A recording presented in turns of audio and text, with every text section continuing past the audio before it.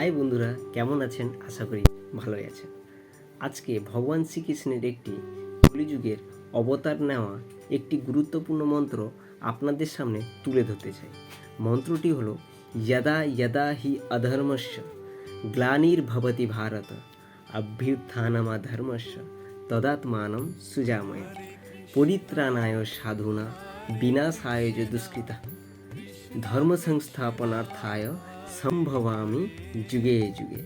অর্থাৎ ভগবান শ্রীকৃষ্ণ এই মন্ত্রতে বলতে চেয়েছেন, যখন ধর্ম সংকটে পড়বে, অধর্ম বৃদ্ধি পাবে, সৎপুরুষের রক্ষার জন্য ভগবান শ্রীকৃষ্ণ আরেকটি অবতার নিয়ে আমাদের এই কলিযুগে অবতীর্ণ হবেন।